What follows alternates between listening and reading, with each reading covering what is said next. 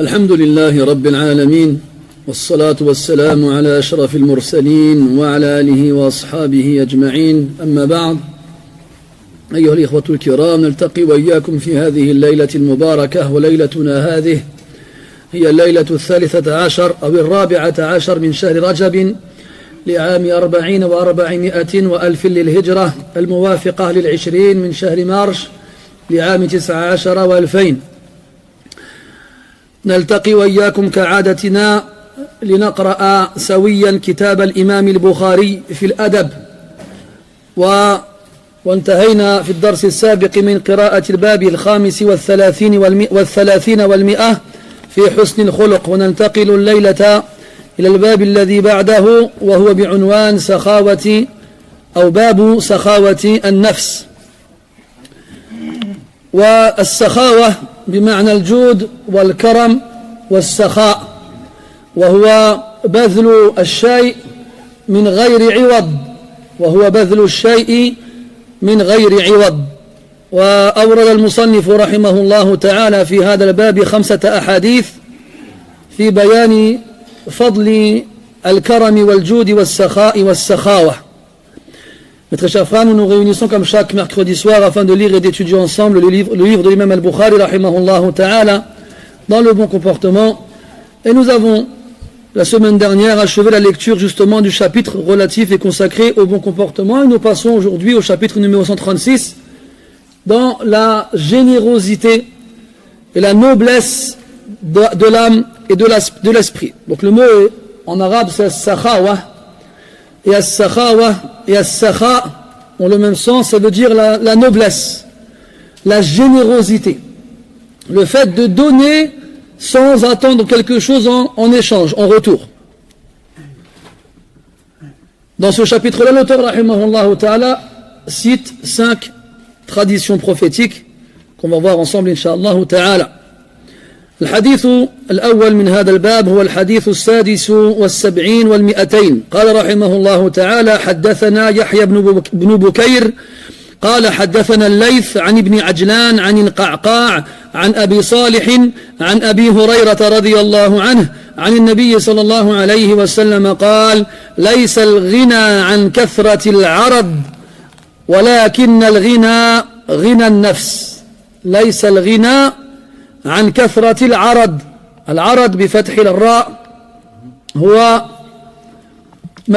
المتاع والحطام من هذه الدنيا، المال بتعبير أدق وأعم. ومنه قوله تبارك وتعالى: تريدون عرض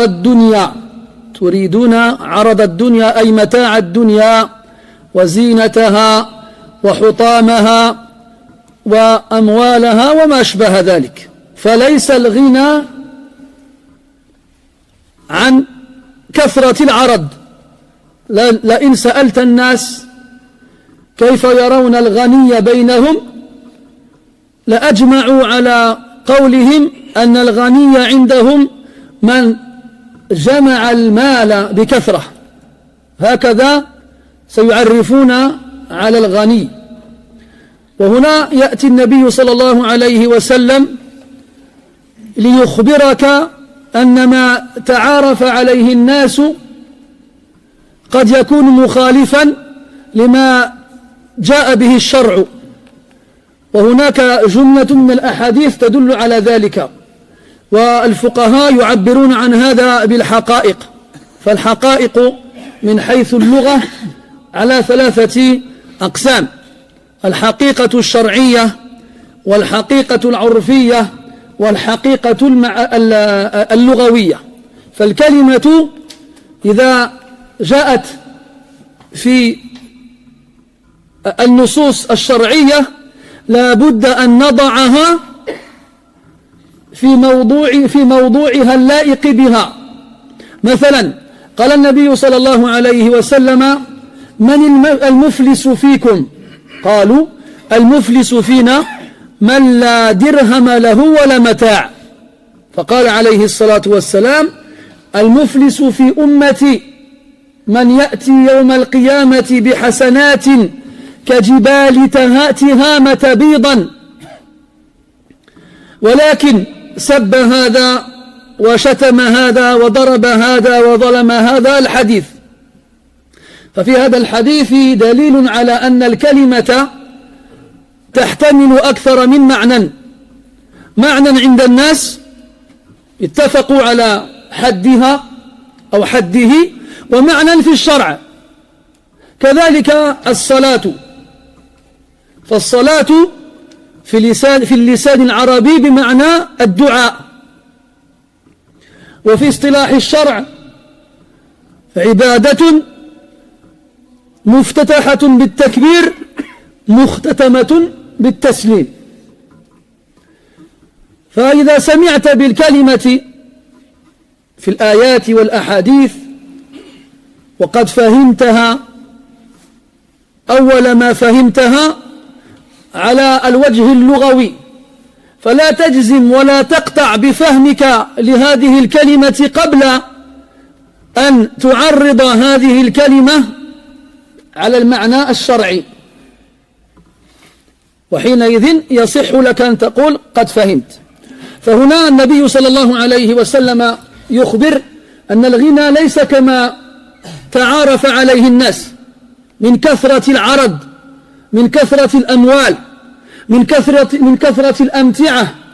جاء عند الإمام أحمد من حديث أبي ذر رضي الله عنه أن النبي صلى الله عليه وسلم سأله قائلا: أترى الغنى كثرة المال؟ فقال أبو ذر: نعم.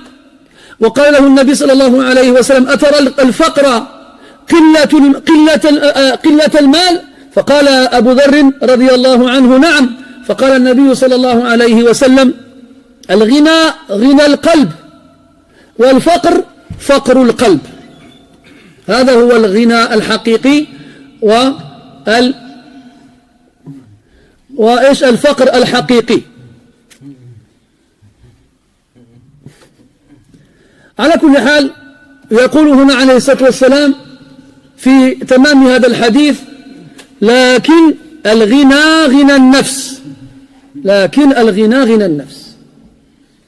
ما هو غنى النفس؟ غنى النفس هو الرضا بما أعطاك الله تعالى إياه، وهو القناعة به، وهو عدم الازدياد منه والاكتفاء والاقتصار به وعليه. هذا هو غنى النفس. فالذي يرضى بالقليل ويشكر على ذلك الجليل وعد الله عز وجل له على ذلك الأجر الجزيل. والغني وصفه الله عز وجل في القرآن بأن قال: كلا إن الإنسان ليطغى أن رآه استغنى. فالإنسان في الغالب، نقول في الغالب، عندما يرى نفسه قد استغنى عن غيره وأصبح بينه وبين الفقر حائل واسع عارض، يظن أنه يجوز له أن يفعل ما لا يجوز في حق غيره. فالغني في الغالب يكون حريصا ويكون طماعا، وقد لا يبالي بمصدر ماله من أين أتى وكيف جاء، وهو كذلك دائما يطمع في الزيادة. قال الله عز وجل في المدثر: ولا تمنن تستكثر ولربك فاصبر فإذا نقر في الناقور فذلك يومئذ يوم عسير على الكافرين غير يسير. ذرني ومن خلقت وحيدا وجعلت له مالا ممدودا وبنين شهودا، بعدها ثم يطمع أن أزيد. فالله عز وجل جعل له من البنين ما تقر به عينيه أو عيناه، وجعل له من المال ما لا يخاف على نفسه الفقر، ومع هذا هو دائما يطمع أن يزيد الله عز وجل عليه. فالفقير يرضى بما عنده ويقنع ويشكر الله عز وجل على ذلك.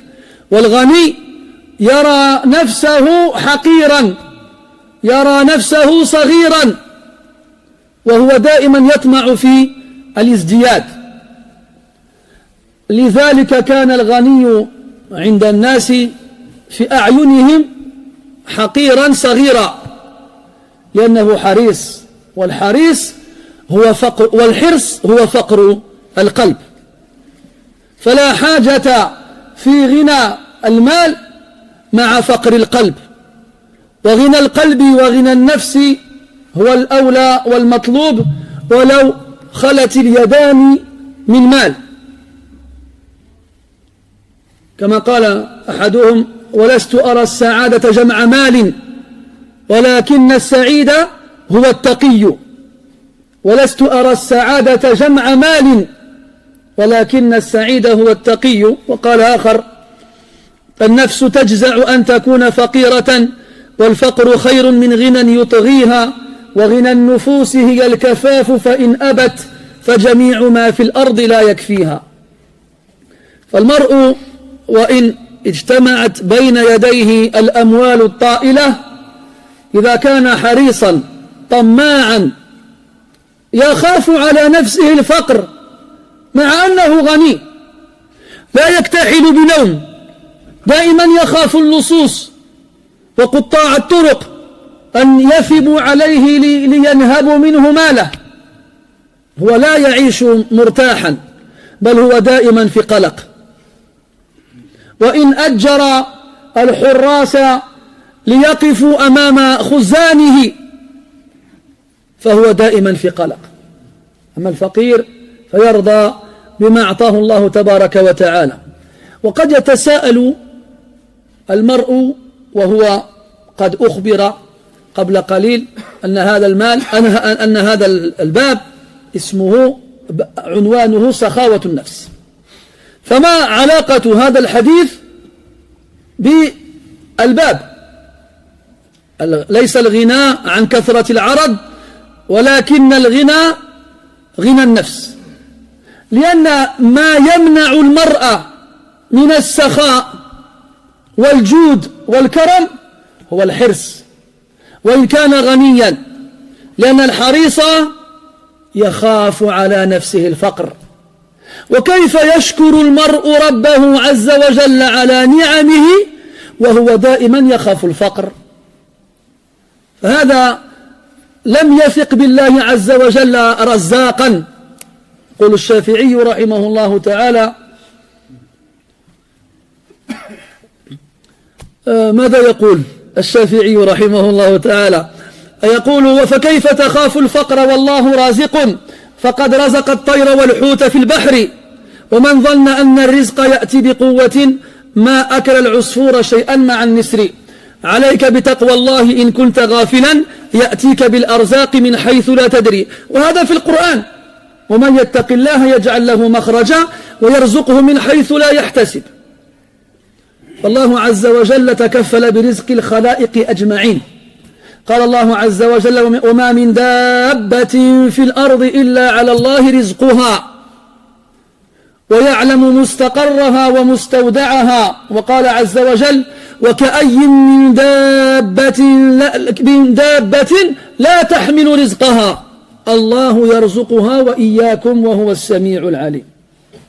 فالطير عند خروجه من البيض تراه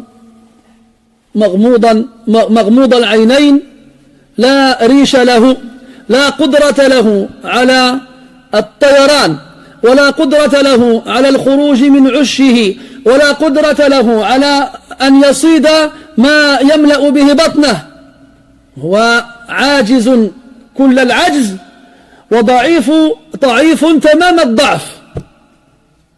فجعل الله عز وجل من يأتيه برزقه في منقره مباشرة من غير أن يتعب نفسه في البحث عن الرزق. هذا في الدويبات الصغيرة التي لا تعقل ولا تعي. أما الإنسان الذي جعل الله له ما يتميز به عن البهائم وهو العقل، فهو دائما في قلق، يخاف على نفسه، ماذا سآكل وكيف سأعيش وأين رزقي وكذا وكذا، مع أن الله عز وجل أخبره أن في السماء رزقه وما يوعد، وما خلقت الجن والإنس إلا ليعبدون ما أريد منهم من رزق وما أريد أن يطعمون إن الله هو الرزاق ذو القوة المتين. والقرآن مليء بهذا المبدأ العظيم، أن الله عز وجل هو الرزاق وهو الذي يرزق من يشاء بغير حساب. فكما أنك لا تسأل غير الله عز وجل الجنة، فيجب عليك ألا تسأل غير الله عز وجل الرزق، لأنه هو الرزاق. وقد أرسل إليك ملكا وأنت في بطن أمك، وأمره بأن يكتب على جبهتك 4 أشياء، ومن ضمن هذه الأشياء كتب رزقك، فلا تخرج من هذه الدنيا حتى تستوفي رزقك الذي كتبه الله عز وجل لك. ولا قدرة لخلق من المخلوقات أن يسلب منك شيئا كتبه الله عز وجل من رزقك. فلماذا تخاف؟ فلماذا تخاف؟ فالذي يثق بربه ويعرف أنه هو الرزاق لا يخاف، بل يكون سخيا جوادا كريما ينفق ولا يخشى من ذي العرش إقلالا. فلذلك جعل المؤلف رحمه الله تعالى هذا الحديث في مقدمة الباب، وذكره الإمام مسلم في صحيحه في أول كتاب الزكاة. أورد الإمام مسلم هذا الحديث في صحيحه في أول كتاب الزكاة لسبب نفسه، وهو أن المرء لا يجوز له أن يخاف على نفسه الفقر إذا أعطى من ماله، وقد أخبره الله عز وجل أنه تكفل عليه برزقه، وأن الغنى الحقيقي هو غنى القلب وغنى النفس وليس كثرة العرض. Dans le premier hadith de ce chapitre-là, le numéro 276, le prophète sallallahu alayhi wa sallam nous dit: la richesse n'est pas de posséder beaucoup de biens. Donc le mot bien en arabe, on le connaît généralement par le mot mal, mais on peut aussi employer d'autres termes comme al-arad. Et je précise bien bi fathi ra, al-arad et pas al-ard, et encore moins al-ird. Donc al-ird, al-ard et al-arad, 3 mots différents qui s'écrivent de la même façon, sauf que les voyelles sont positionnées différemment. Donc dans le Coran,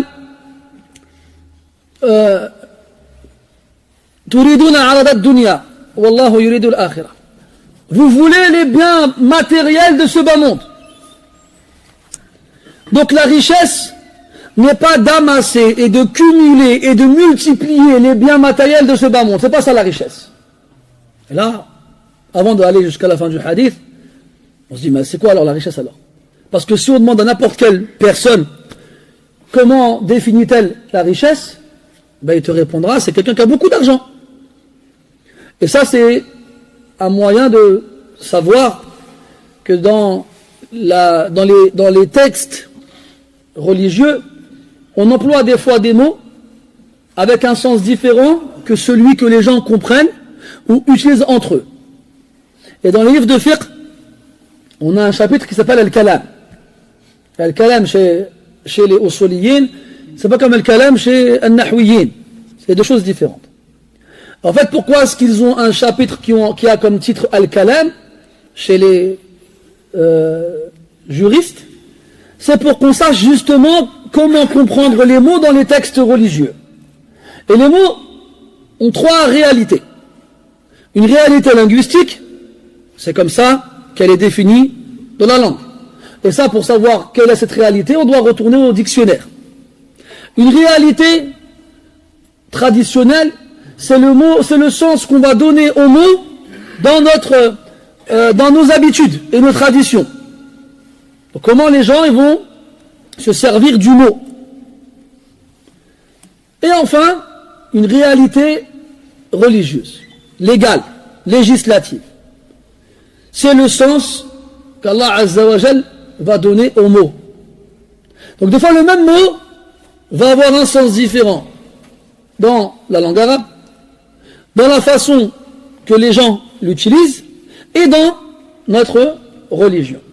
Donc des fois tu vas écouter un verset ou un hadith, tu vas reconnaître un mot parce que tu le connais dans la langue arabe, ou bien parce que tu l'utilises comme ça avec les gens de chez toi, mais alors tu vas croire que c'est dans ce sens-là. Ne te précipite pas à croire, à penser avoir compris le sens du mot tant que tu ne sais pas quel est son sens dans le Coran et la Sunna. Et des exemples comme ça, il y en a quelques-uns. Le prophète sallallahu alayhi wa sallam, il a interrogé ses compagnons, radiyallahu anhum, il leur a dit, qui est le mouflis chez vous? Alors ils ont répondu, le mouflis chez nous, c'est celui qui n'a ni argent, ni bien matériel. Il n'a rien. Le faillitaire, il a tout perdu. Il leur a répondu, alayhi salatu wa sallam, le mouflis, dans ma communauté, c'est celui qui vient le jour de la résurrection avec des montagnes de bonnes actions comparables à celles de Tihama en blancheur. Mais il a insulté lui, et il a attaqué lui, et il a frappé lui, et il a fait de l'injustice à lui, alors chacun viendra prendre de ses hasanat, et le hadith vous le connaissez. Donc, ce mot-là, il l'avait compris en fonction de l'emploi de ce mot-là parmi eux, mais lui, il voulait leur faire comprendre un sens différent, comme il est dans le Coran et la Sunna. Ben là, c'est pareil. Al-Ghina, la richesse, ce n'est pas le fait d'avoir beaucoup de biens. Dans une autre version du hadith, rapportée par Abu Dhar chez l'imam Ahmad, rahimahullah, le prophète dit sallallahu alayhi wa sallam, Abu Dhar, est-ce que tu penses que la richesse, c'est d'avoir beaucoup de biens? Abu Dhar dit oui. Et est-ce que tu penses que la pauvreté, c'est d'avoir peu de biens? Abu Dhar dit oui. Et à la fin, il lui dit, non, la richesse, la vraie, c'est celle du cœur. Et la pauvreté, la vraie, c'est celle du cœur. Et là, on revient à la fin du hadith sur lequel nous sommes actuellement. Donc, laïsa al-ghina an kathratil arad. Donc, la richesse n'est pas le fruit de beaucoup de possessions matérielles. Non, c'est pas ça la richesse. C'est quoi la richesse alors? La richesse, c'est ghina nafs. C'est la richesse de l'âme. C'est ça la vraie richesse. Donc qu'est-ce que c'est la richesse de l'âme? La richesse de l'âme, c'est le fait d'être satisfait de ce qu'Allah Ta'ala t'a donné. Que ce soit peu ou beaucoup, tu dis Alhamdulillah. Parce qu'Allah Azza wa Jalla sait mieux que toi ce qui est bon pour toi. S'il a choisi et voulu et décidé de te donner ce qui à tes yeux est peu, eh bien sache que c'est meilleur que s'il t'avait donné autre chose. Allah dit dans le Coran, وَلَوْ بَسَطَ اللَّهُ الرِّزْقَ لِعِبَادِهِ لَبَغَوْا فِي الْأَرْضِ. Si Allah avait donné pleinement à ses serviteurs la subsistance, ils auraient semé le désordre sur terre. Donc être satisfait de ce qu'Allah t'a donné et de le remercier pour ça et de s'en contenter, c'est fort ça, de s'en contenter, parce que l'être humain il a en lui cette cupidité, cette avidité qui le pousse à toujours vouloir plus. Et là on arrive justement au riche, le riche, même s'il a, il veut toujours plus. Allah Azza wa Jalla dit dans le Coran, en parlant de Walid ibn al-Mughira, le père de Khalid ibn Walid, radiyallahu anhu, on lui a donné de nombreuses descendances, de nombreuses progénitures, beaucoup d'enfants. Et on lui a donné beaucoup d'argent. Et après ça, il espère encore que je lui rajoute. Il espère encore que je lui rajoute. Et le riche, comme il a en lui cette volonté énorme de toujours vouloir plus, de toujours espérer plus, il a cette cupidité, il est proche de son argent, il ne veut pas s'en éloigner, il ne veut pas s'en séparer, jusqu'à ce que ça le fasse vivre toujours dans l'inquiétude et dans les soucis. Il a beau posséder plus que tout le monde, il se voit prisonnier de son argent. Et c'est le cas effectivement. Comme on l'avait déjà dit avant, même Ahmed rahmallah, il disait l'argent, il est à toi quand tu le donnes. Et si tu le gardes, c'est toi qui lui appartient. C'est lui qui peut dire il est à moi lui. C'est pas toi qui peux dire c'est à moi ça. Donc le riche, il a les yeux plus gros que le ventre. Il veut toujours plus. Même s'il a beaucoup, il se dit pas alhamdulillah Allah il m'a donné. Non, il dit j'ai. Comme Qarun. Qala innama utituhu ala ilmin indi. Je l'ai obtenu par une science que je possède. Et donc, il ne remercie pas Allah pour ce qu'il lui a donné. Il n'est pas satisfait de ce qu'Allah lui a donné alors qu'il lui a donné beaucoup. Il ne se contente pas de ce qu'Allah lui a donné alors qu'Allah lui a donné beaucoup. Il cherche toujours à avoir plus. Et malheureusement, il cherche à avoir plus en empruntant des fois des voies qui ne sont pas bonnes. Et il ne se soucie même plus de savoir comment il obtient l'argent et d'où vient l'argent et comment il le dépense. Ça ne l'intéresse plus. Et ça, on l'a vu, ça. On a connu des gens qui ont commencé modestement dans la vie, travaillaient à l'usine, ils travaillaient à l'aéroport, ils travaillaient à la gare, ils travaillaient ci, ils travaillaient ça. Ils ont réussi à mettre un peu d'argent. Ils ont investi, ils ont ouvert des commerces. Et là, l'argent, il commençait à rentrer beaucoup. Et là, ils ont changé. Regardez dans Surat Yusuf. Les deux hommes qui rentrent avec lui dans la prison. Qu'est-ce qu'ils lui disent? Ils lui disent, donc chacun il raconte les rêves qu'il a fait, puis à la fin ils disent quoi? Nabbi'na bi ta'wilihi inna naraka min al-muhsinin. Nous voyons, informe-nous du sens de ces rêves, nous voyons de toi que tu es parmi les muhsinin, les bienfaisants. Les épisodes passent et Youssouf il se retrouve ministre. Puis les frères de Youssouf, ils lui disent quoi? Ils lui disent c'est quoi le verset? Hein? مسنا واهلنا الضر وجئنا ببضاعة مزجاة فاغفر لنا الكيل وتصدق علينا. Non, c'est pas celui-là. إن الله يجزي المتصدقين. Un autre avant. قالوا يا أيها العزيز إن له أبا شيخا كبيرا فخذ أحدنا مكانه إنا نراك من المحسنين. Donc lui, qu'il soit dans le trou d'une prison ou qu'il soit ministre qui gère un pays, آثار الإحسان ظاهرة على وجهه لم تغيره مكانته بل بقي هو. Lui, qu'il soit prisonnier dans une cellule, oublié, on l'a laissé là-bas des années, فلبث في السجن بضع سنين. Et qu'il devienne ministre et qu'il gère un pays, ceux qui rentrent, ceux qui sortent, ceux qui achètent, ceux qui vendent, il reste le même. Il n'a pas changé. C'est pas comme nous. Hier avec toi quand on remplissait le camion, demain il devient chef d'équipe. Hein. Même pas chef d'armac. Ah, vous en connaissez tous des comme ça. On a tous connu des comme ça. Voilà. Subhanallah, donc khotna ils sont tous comme ça. Illa man rahima rabbuk. Wa qalilun ma hum. Subhanallah, une petite promotion. Ça y est, il se croit pour. Imaginez le président là. Imagine. Ça y est, avec Gengis Khan. Tu connais Gengis Khan? Gengis Khan. Celui qui est le roi des Mongols qui a retourné le monde. Hada, il est déjà devenu chef d'équipe. C'est tout. Qu'est-ce qu'il va faire demain, lui, s'il est président? Hein? Les gilets jaunes, il ne va pas te les arroser avec de l'eau, lui. Glacé, d'après, il va jeter une allumette. Hein? Là, il ne faut pas que l'argent te change. Celui qui change à cause de l'argent, hada, il n'a pas rien à nafs, hada. Et si tu n'as pas rien à nafs, si tu n'as pas la richesse de l'âme, qu'est-ce que tu as? Ben, tu as la pauvreté de l'âme. Donc, avoir la richesse matérielle entraîne une pauvreté spirituelle. Et avoir une richesse spirituelle te fait de te passer de la richesse matérielle. Tu n'en as même plus envie, tu n'en as plus besoin.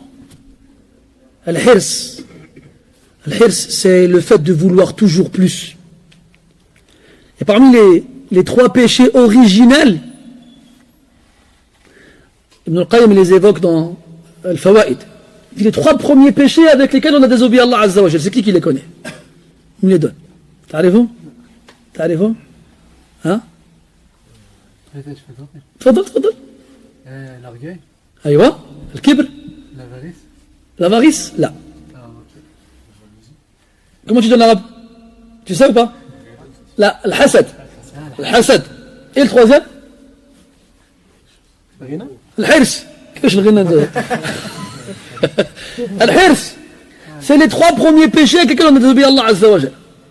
Ça, Ibn al-Qayyim les appelle al-usul al-thalatha. C'est pas les mêmes usul al-thalatha d'Ibn Abdullah rahmatullah alayh. Non. Là, c'est al-khataya, les premiers péchés. Al-hasad, c'est qui? Là, c'est Iblis. Hein? C'est pas Iblis, vous me faites dire n'importe quoi. Al-kibr, voilà. Al-kibr, c'est Iblis. Al-hirs, là, هذا قانون كلمة بعيد. On a dit les premiers péchés. Je connais الحرص. Vas-y. Là. Non.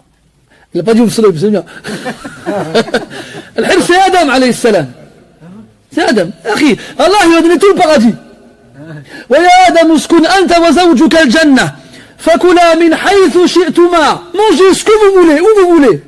ولا تقربا هذه الشجرة. Un arbre, Allah lui a interdit. Il pouvait manger tout. Il a dit, celle-là. Bon, bien sûr, il y a des causes. Mais il est parti manger celle qu'on lui avait interdite. Donc, Al-Kibr, c'est Iblis. إلا إبليس أبى واستكبر وكان من الكافرين. الحرص c'est Adam alayhi salam. Et الحسد c'est Ibn Adam الذي حسد أخاه قابيل وهابيل. L'un des 2 fils de Adam qui a jalousé son frère. فتقبل من أحدهما ولم يتقبل من الآخر قال لا أقتلنك. علاش حسده. Il l'a envié. Donc الحرص c'est quelque chose qu'on a en nous, ça. C'est dans notre tabac, on est comme ça. شئت أم أبيت. Et il faut le combattre. Et le hirs, c'est ça qui t'empêche de donner ton argent. C'est ça qui fait que tu as peur de la pauvreté, même si tu as tout. Et nous, on est comme ça, faut pas se mentir. Faut pas se mentir, ya ikhwani. On vit dans un zaman, بسطت الدنيا علينا ولم تبسط على كما لم تبسط على أحد قبلنا. Ce bas monde nous a été ouvert d'une façon qui n'a pas été ouverte à ceux qui nous ont précédés. Ne serait-ce que quand vous allez faire le hajj. Quand vous allez faire le hajj, vous serez dans l'avion et que vous trouverez le temps long. Et quand vous allez arriver à l'aéroport à Jeddah, vous allez trouver le temps encore plus long.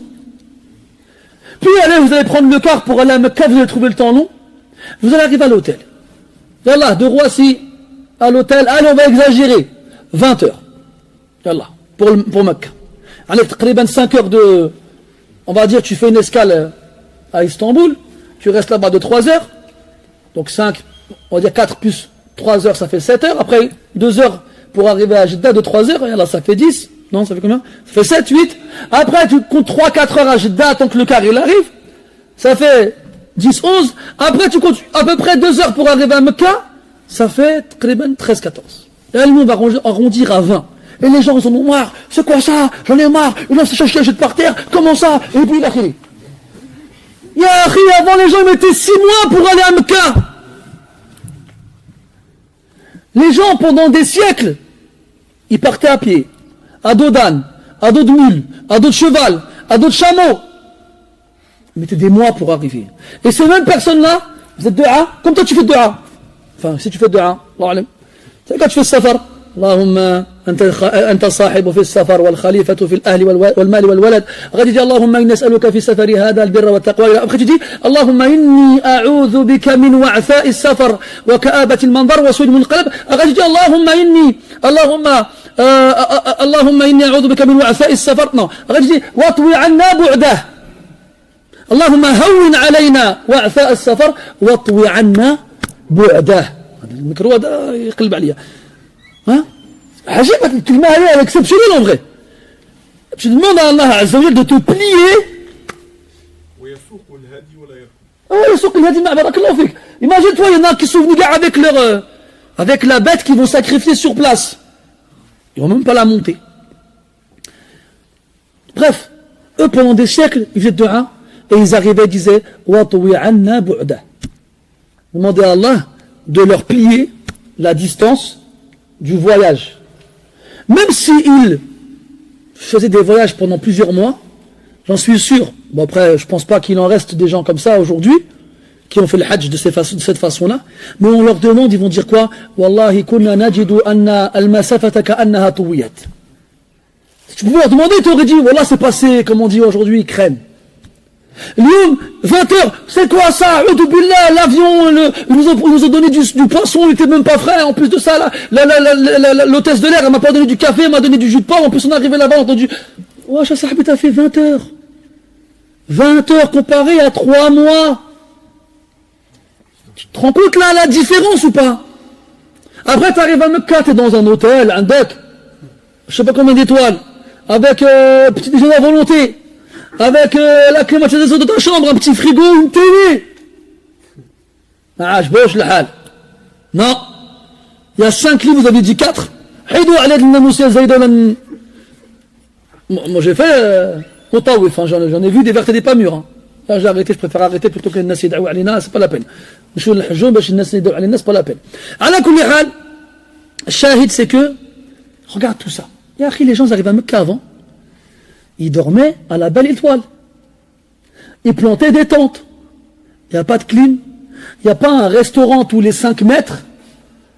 Il n'y a pas du Pepsi bien frais. Il n'y a rien. Que du Zamzam et des temples.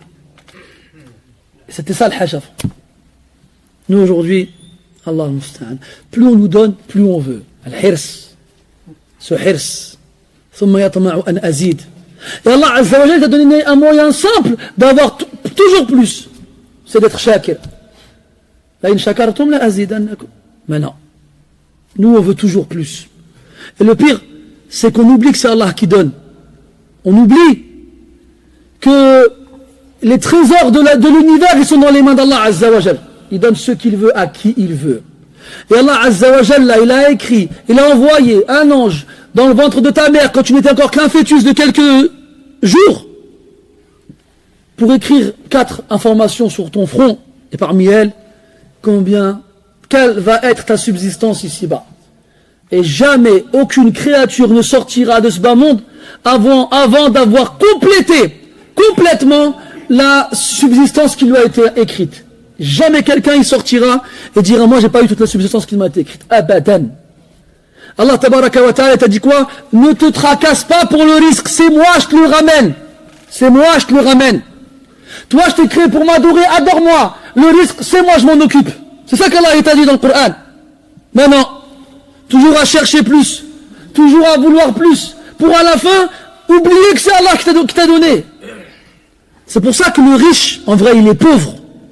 Parce que dans son âme, il n'est pas conscient que c'est Allah qui donne. Il est capable de dépasser les limites de l'interdit pour avoir toujours plus. Il s'en fiche de l'argent d'où il vient, allez ramène, vas-y. C'est pas grave. Tant qu'on a toujours plus. Et avec ça, il est toujours dans les soucis. Toujours inquiet. La nuit, il n'arrive pas à dormir. Il paye des gens pour surveiller son argent. Il a peur.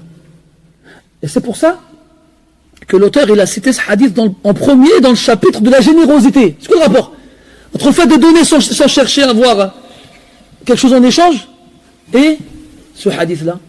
C'est parce que c'est quoi qui empêche les gens de donner? C'est quoi? C'est le hirs, c'est l'avidité, la cupidité, le fait de toujours vouloir plus, le fait de toujours avoir peur d'être pauvre. Quand il a dit ça, Anfiq ya Bilal, wala takhsha min dhil arshi iqlala, donne ton argent au Bilal. Ne crains rien, ne crains pas de pauvreté de la part de celui qui possède le trône. Le trône, c'est la créature la plus immense dans l'univers de la création. Elle appartient à Allah subhanahu wa ta'ala. Il y a des hadiths qui disent que le trône il a été gravé ou bâti, je ne sais quoi, dans un rubis rouge. Ala kulli hal, imagine-toi que tu viens, مثلا, tu vas avoir un beau château. Tu vas dire, oh, il a qui c'est ce château-là? On dirait il a Ali. Tu vas, ouais, Ali doit être riche, mashallah. Tu vas, directement, tu vas faire le lien. Tu vas dire quoi si jamais je sais que cette personne-là appartient ce château-là appartient à cette personne-là, ben là je vais lui demander 1000 euros, il va me dire, tiens, pour lui c'est une bagatelle, 1000 euros. T'as pas 1000 euros dans les poches tout de suite là? Moi je me souviens quand j'étais aux Émirats, on lisait le journal, on avait vu que cette année où on était, c'était en 2005, la zakat la plus importante qui avait été donnée était de 11 millions de dollars. 11 millions de dollars une zakat, 2,5%. Hein? Ah, un frère que je connais, on était là-bas, il a dit viens on va le voir, Balak qui va nous donner un coup de main. Je dis bismillah, on a été le voir et on a eu du mal à le trouver parce qu'il possédait des centres commerciaux, le Mohim. Finalement, on a été le voir, il a dit ouais, va donner un CV dans un de mes bureaux, on verra. Et puis on n'a jamais rien vu en fait. Bon, bref, moi je dis rien, la zakat c'est très bien pour lui, et puis tout ça. Maintenant, le fait est que c'est dur. C'est agile comment, quand tu as l'argent dans la main, tu n'arrives pas à le donner. Même si tu sais qu'en t'enlevant la pièce qu'il y a dans ta paume, il y en aura 10 autres, tu préfères avoir les 11 pour toi. Et il raconte qu'un homme, il avait 10 œufs. Il avait des poules, et il a été chercher les œufs, il a été voir il a fait haki. Les 10 œufs, donc, va les donner à des fuqara. Elle est partie comme ça, elle a dit 10 quand même, ça, je vais en garder un pour moi. Je vais en garder un pour moi. Et un jour, il est parti chercher de l'eau, et il s'est perdu, à cause de la pluie, il est parti dans une grotte et il s'est perdu dans la grotte. Ses fils, ils l'ont cherché partout. Ouais, allô. 10 jours plus tard, ils arrivent dans la grotte. Et ils le trouvent dans la grotte. La basse alayh, la khawf alayh, wa la huwa yahzan. Après, quand ils le sortent, ils lui disent, mais comment tu as survécu pendant 10 jours? Il a dit, tous les jours. Je ne sais plus à quel moment de la journée, je trouvais un œuf dans la grotte et je le mangeais et je survivais avec. Il n'y a que le dernier jour où j'ai rien eu. Le dernier jour, heureusement, vous êtes venus, sinon, peut-être blâche. Après, il a dit à sa femme, quand j'ai passé les 10 œufs, tu les as donnés? Elle a dit, j'en ai gardé un pour moi. Allez, le 10e qui manquait. Ala kulli hal, ça c'est Allah tabaraka wa ta'ala qui te le dit dans le Coran. Il te dit qu'il n'y a pas une bête sur terre sans que ce ne soit un devoir pour Allah de lui apporter sa subsistance. Allah Ta'ala dit, combien de bêtes sur terre, d'animaux, de ce que tu veux, ne peuvent pas se substanter eux-mêmes, ils ne peuvent pas. C'est Allah qui leur amène leur subsistance. Regarde l'oisillon quand il sort de son œuf. Pas de plumes, pas d'ailes fonctionnelles, les yeux fermés, qu'est-ce que tu veux qu'il fasse? Impossible pour lui de sortir du nid, impossible. Ben Allah Azza wa Jalla lui ramène sa subsistance dans son bec. Dans son bec. Shafi'i rahimahullah ta'ala, il disait, tu dois craindre Allah. Crains Allah. Si tu es insouciant, crains Allah. Il t'apportera ta subsistance d'un endroit auquel tu ne pensais même pas. Comment peux-tu craindre la pauvreté alors que c'est Allah qui donne? Il a donné sa subsistance à l'oiseau et au poisson dans la mer. Et celui qui croit que la subsistance doit venir par la force, eh bien, l'oisillon n'aurait rien pu manger à côté du vautour. Et pourtant, à chacun, Allah Ta'ala, il donne. L'homme, il n'aime pas être pauvre. Mais peut-être que la pauvreté est meilleure pour lui qu'une richesse qui le pervertira. Et la vraie richesse, c'est celle de l'âme. Et si son âme refuse, eh bien qu'elle sache que tout ce qu'il y a sur terre jamais ne lui suffira. Jamais. Donc pourquoi l'auteur ici de ce hadith-là ici? Pour te faire comprendre que pour être sahi, généreux, donner sans craindre la pauvreté, donner sans attendre quelque chose en retour, eh bien il faut que tu sois satisfait de ce qu'Allah te donne. Que tu t'en contentes et que tu ne cherches pas à en avoir plus. Si Allah il donne plus, tant mieux. C'est comme Ayyub alayhi salam, après qu'Allah Ta'ala il l'ait guéri, il a fait pleuvoir sur lui des sauterelles d'or. Des sauterelles en or. Le hadith sahih. Alors il a pris ses vêtements, il a commencé à ramasser le plus de sauterelles possible. Alors Allah Azza wa Jalla dit Ama yakfika fadli alayk. Est-ce que ma grâce sur toi n'était pas suffisante? Il dit Naam ya Allah. Mais moi plus tu m'en donnes et plus je prends. Hakada. Si c'est un habit Karim, madkour في القرآن, il a réagi ainsi, c'est normal qu'on réagisse ainsi. C'était Abdullah ibn Mubarak, rahmahullah ta'ala, une fois, il a perdu une bourse d'argent. C'était un tajir ghani, c'était un riche commerçant. Alors il s'est mis dans un coin de la mosquée, il s'est mis à pleurer. تعجب الناس. كيفاش هذا الغني؟ التاجر الغني يبكي على دراهم دنانير. Comment ça? Il s'est mis à pleurer. Il a dit comment ça se fait quelqu'un comme toi, riche, il pleure pour quelques pièces.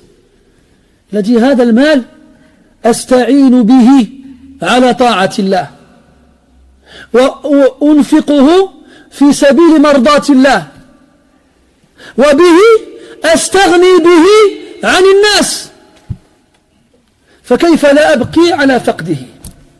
Cet argent, je m'en sers pour adorer Allah Azza wa Jal.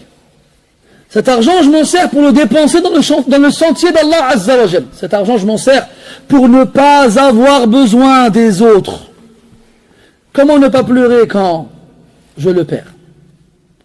Donc oui, il y a celui qui pleure pour une raison, celui qui pleure pour une autre. Tel dans lequel des deux, toi. فالغنى ليس عن كثرة العرض لكن الغنى غنى النفس. La vraie richesse, ce n'est pas de cumuler les biens matériels, de les amasser, de toujours vouloir en avoir le maximum. La vraie richesse, c'est la richesse de l'âme.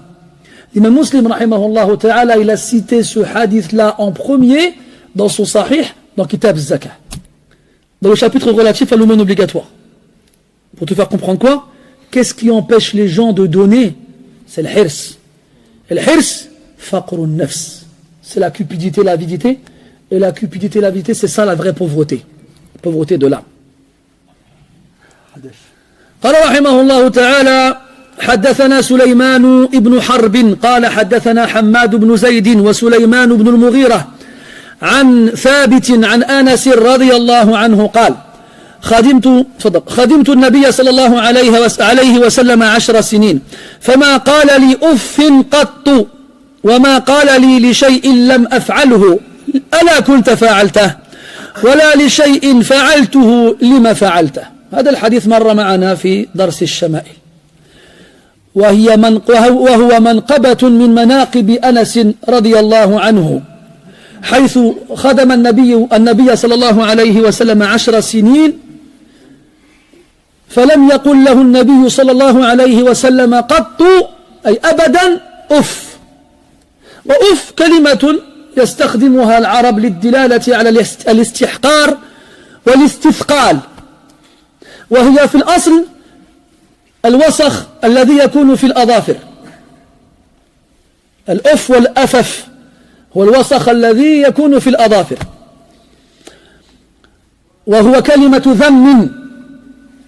وأنس كان صغيرا عندما بدأ يخدم النبي صلى الله عليه وسلم، كان ابن 10 سنين.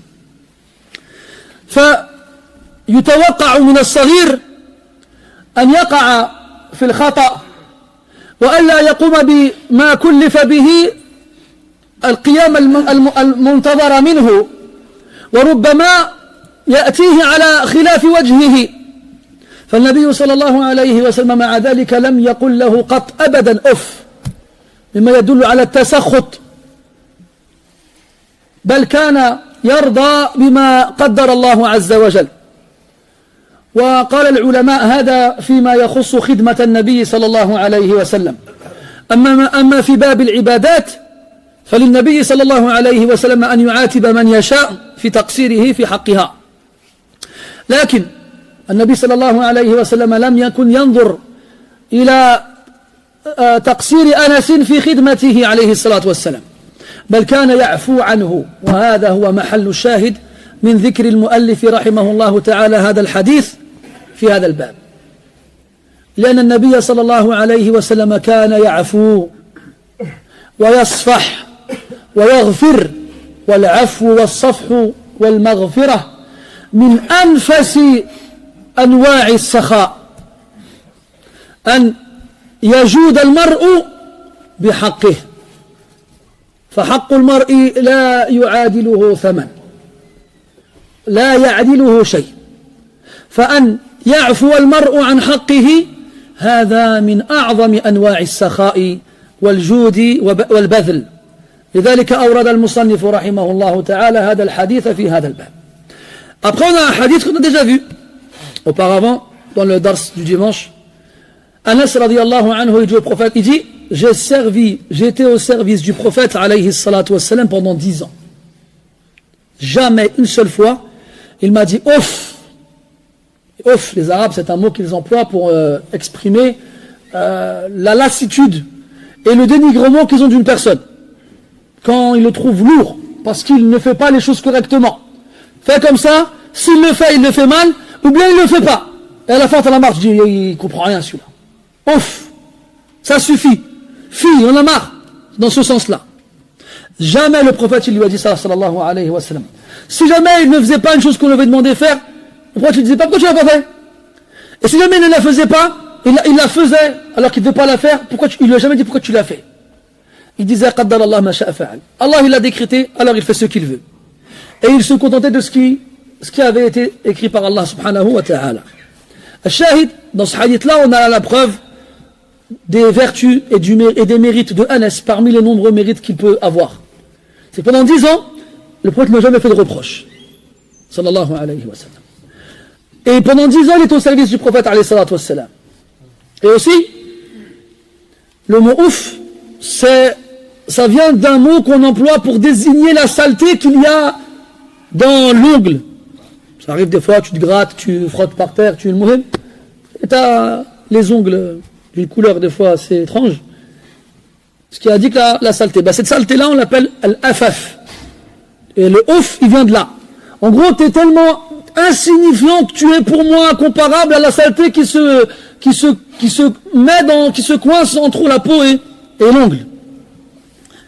Il ne m'a jamais dit ça. Et là, tu dois comprendre que quand quelqu'un, tu demandes de faire une chose et il la fait mal, ne va pas vociférer des termes de ce genre-là. Dis, qaddalallah ma sha'a fa'al. Les reproches ne vont rien changer à la finalité.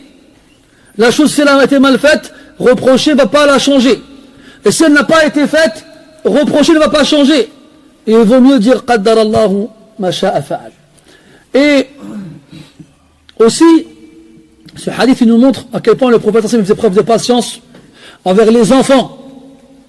Les enfants qui bougent beaucoup, qui des fois vont faire du bruit, qui des fois vont avoir un comportement qui n'est pas correct. Mais ce sont des enfants. C'est normal. Les enfants, ils sont comme ça. Il ne faut pas s'énerver contre eux alors qu'ils sont petits. Anas, il avait 10 ans quand il a commencé à servir le prophète alayhi salatu wassalam. Et pendant 10 ans, ça veut dire jusqu'à 20 ans, le Rasul n'a jamais dit une parole de reproche. Toi, ton propre enfant à toi, il a moins de 10 ans et à la moindre erreur, tu ne le rates pas. Aïna rahmatuka bil atfal. Où est ta miséricorde envers les enfants? Elle est où? Si tu n'as pas de rahma envers tes propres enfants, comment on peut en attendre de toi envers les autres? Mustahil hada. Pareil pour les personnes qui peuvent avoir des problèmes mentaux, des handicaps, qui peuvent faire des choses qui vont choquer tout le monde. Pourquoi il fait ça? C'est pareil, c'est comme un enfant, c'est la même chose. Il ne faut pas fixer ces gens-là et se dire ouais, il est bizarre. Là, au contraire, aie de la miséricorde envers lui. On avait vu que c'était Rabi' ibn Khusaym. هذا ذكره ابن أبي الدنيا رحمه الله في كتاب الجوع. نعم الكتاب هذا الكتاب. Il a Rabi' ibn Khusaym, il a demandé à ce qu'on lui ramène une pâtisserie très réputée à l'époque. Ça s'appelle Faloudaj. Tu connais? C'est ce que tu as là. Et voilà, il a attendu longtemps. Et le jour où on lui a ramené, il a fait venir un handicapé mental, pour qu'il la mange avec lui. Et il l'a coupé, il lui mettait dans la bouche. alors qu'ils bavaient. Oui, généralement, ces gens-là, ils se mettent à baver, ils ne savent pas ce qu'ils font. Ils bavaient, et lui, il prenait la luqma, il le mettait dans la bouche. Et lui, il la ressortait, il lui remettait. Et sa fille, elle lui dit, subhanallah, ça fait des mois que tu nous la demandes. On a fait pied et main pour te la ramener. Et le jour où tu la ramènes, tu la donnes à lui? Date! Pour eux, je dis quoi? C'est du gâchis ce que tu as fait. Il a dit, la, lakin, indallah, la tadi'. Mais auprès d'Allah, wallah, elle n'est pas gâchée. Parce qu'il a préféré lui à sa propre personne. Alors que ça faisait des mois qu'il le voulait. Des mois qu'il l'attendait. Ferme les yeux sur les erreurs de ta famille, de ta femme, de tes enfants, de tes proches, quand ils sont petits, ou bien quand ils ont des problèmes mentaux, ou autres, comme le prophète il faisait alayhi salam. Et enfin, on peut se poser la question, qu'est-ce que ce hadith il fait dans le chapitre? Quel est le rapport entre le fait que le prophète n'ait jamais fait de reproche à Anas radiyallahu anhu sur 10 ans, alors que Anas il te dit, des fois je faisais pas les choses, il m'a pas dit pourquoi je les ai pas faites. Ou bien je les faisais mal, il m'a pas dit pourquoi je les ai faites comme ça. Il m'a jamais dit. Qu'est-ce qu'on doit comprendre alors de ce hadith là par rapport au chapitre? On doit comprendre que le prophète il a fermé les yeux sur les erreurs de Anas. Et il lui a pardonné. Et il ne lui a pas tenu rigueur. Et il a passé l'éponge. Eh bien, sache que parmi les meilleurs moyens d'être généreux envers les autres, c'est de leur pardonner leurs manquements, leur négligence, et c'est de fermer les yeux sur ton droit. Vous avez vu, nous on aime bien dire Haqqi, Haqqi. Sahab al-Hajj, comme on dit dans la fois là. Hein? Si je paye combien moi? Je sais pas payer combien. C'est mon haqq. Je veux que dans la chambre il y ait 4 lits, pas 5. Mohim. Haqqi. Si vous saviez le nombre de fois qu'on entend ça, Haqqi, Haqqi, Haqqi. Mais il est où celui qui yasmah an haqqihi? Il est où? Hein? Al-mutashakisoun. Ceux qui sont toujours en conflit. Ceux qui n'arrêtent pas de se disputer. Ceux qui se cherchent les uns les autres. Après, tu vas dire quoi? T'entends des frères, ils disent quoi? Tu verras, Yom al-Qiyamah, tu verras. Ah, subhanallah. On en arrive à ce stade-là, entre musulmans, entre frères. On se donne rendez-vous le jour de la résurrection pour régler les comptes. Ya Ahbabi, si Allah ne pardonne pas la personne à qui tu en veux, il va aller en enfer. Tu sais c'est quoi l'enfer ou pas? Tu te rends compte que peut-être pour quelques pièces, quelques euros, une mauvaise parole, ou bien un rendez-vous qui n'a pas été respecté, ou bien une parole qui n'a pas été tenue, tu fais risquer à ton frère d'aller en enfer. Qu'est-ce que tu vas gagner toi? Est-ce que lui il aille en enfer? Quand l'imam Ahmad rahimahullah ta'ala il s'est fait fouetter injustement, puis qu'il est sorti de prison, ils lui ont dit faites dua contre ceux qui t'ont fait du dhulm. Il a dit وماذا ينفعني أن يعذب الله بسبب رجل مسلما. Ça va m'apporter quoi moi? Que par ma cause Allah il punisse un musulman? Ça va me rien m'apporter. Ça va pas m'élever en degré, ça va pas effacer mes péchés, ça va pas me faire rentrer au paradis dans un degré plus haut, ça va rien changer à ma vie. Et après Allah, tu vas le jour de la résurrection, tu vois ton khasm, ton opposant, jeté en enfer. D'accord, et après c'est fini, Allah, il est en enfer, c'est bon, il est en enfer, vas-y, maintenant à ton tour. Qu'est-ce qu'on fait? T'as plus de hasanat, t'as moins de sayyat, t'as plus de degrés, ça change rien.